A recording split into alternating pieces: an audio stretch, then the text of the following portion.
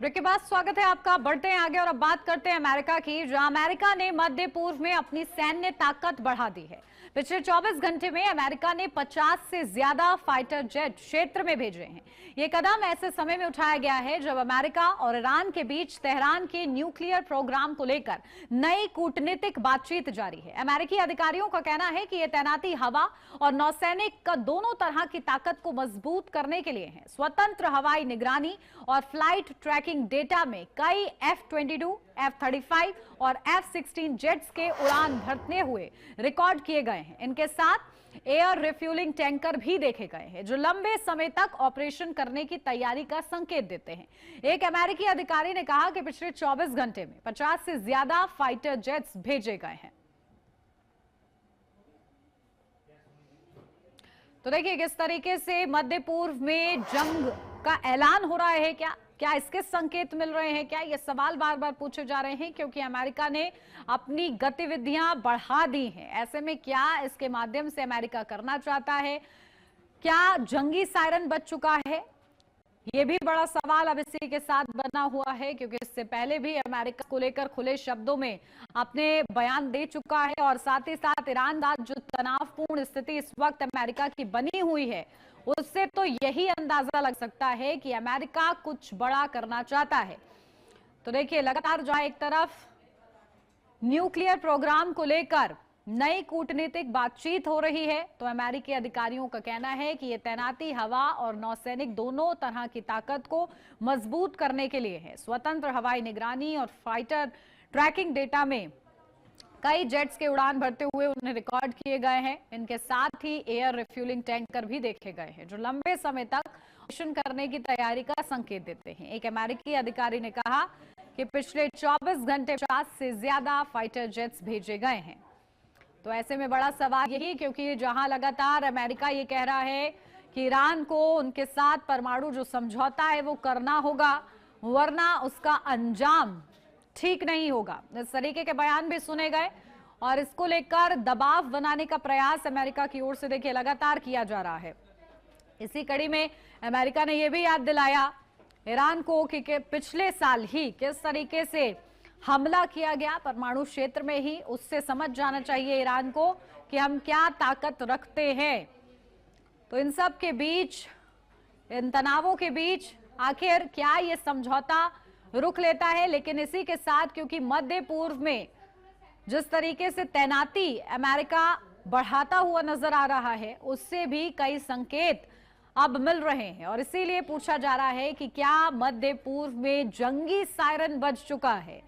किसी भी वक्त क्या संग्राम हो सकता है? क्या बड़ी तैयारी में अमेरिका है? क्या अमेरिका करना चाहता है? क्या अमेरिका जो चेतावनियां दे रहा है क्या वो सच होंगी? तो देखिए अमेरिका ने मध्य पूर्व में अपनी सैन्य ताकत को जिस तरीके से बढ़ाया है उसके बाद अटकलें लगाई जा रही हैं। पिछले 24 घंटे में अमेरिका ने 50 से ज्यादा फाइटर जेट क्षेत्र में भेजे हैं। आखिर इसका क्या मतलब समझा जाए? हालांकि अमेरिका की ओर से यह बताया जा रहा है कि वो अपनी मजबूती के लिए ऐसा कर रहे हैं लेकिन रिफ्यूलिंग सिस्टम भी भेजा गया है साथ के साथ जो कि ये दर्शाता है कि किसी भी ऑपरेशन को अगर आप अंजाम देने जाते हैं तो आपको इस तरीके की फ्यूल की जरूरत होती है।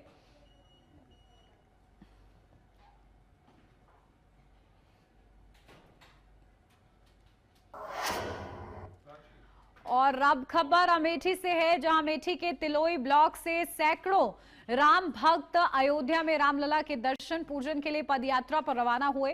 प्रधान प्रतिनिधि वीर बहादुर सिंह बबलू के नेतृत्व में यह यात्रा रमई ग्राम पंचायत से शुरू हुई जो 4 दिनों में 100 किलोमीटर से अधिक की दूरी तय करेगी। यात्रा में जनप्रतिनिधियों और स्थानीय लोगों ने बढ़ चढ़कर हिस्सा लिया।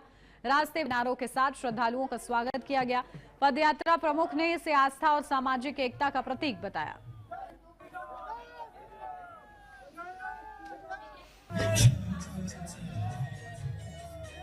तो अमेठी से अयोध्या के लिए निकली पदयात्रा 100 किलोमीटर से अधिक दूरी पैदल तय करेंगे भक्त। तो तस्वीरें हम आपको दिखा रहे हैं इस पदयात्रा की जहां श्रद्धालुओं का स्वागत हो रहा है। जनप्रतिनिधियों ने जोरदार स्वागत किया है।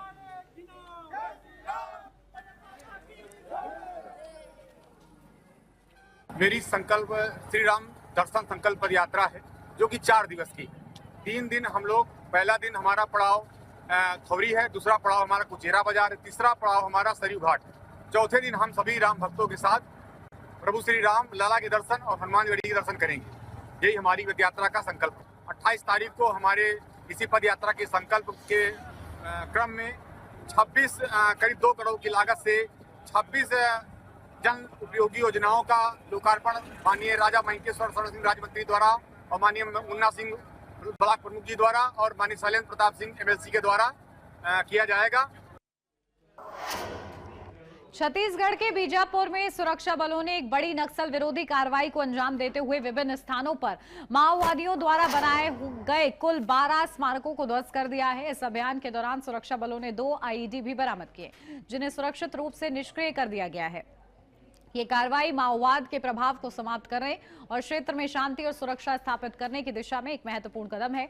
इसी क्रम में थाना गंगालूर क्षेत्रांतर्गत सीआरपीएफ की 85वीं वाहिनी ने मल्लूर के जंगल में लगभग 12 फीट ऊंचे एक माओवादी स्मारक को तोड़ा है। वहीं सीआरपीएफ की 222वीं वाहिनी ने एरिया डेमिनेशन के दौरान ग्राम पालनार के पास 3 और पैदाकोरमा में एक माओवादी स्मारक को ध्वस्त किया है। तो सुरक्षा बलों ने विस्फोटक को डिफ्यूज किया है। बीजापुर में 12 माओवादी स्मारक ध्वस्त। तो नक्सल विरोधी अभियान में 2 आईईडी भी बरामद हुए हैं। तो सुरक्षा बलों ने विस्फोटक को डिफ्यूज कर दिया है।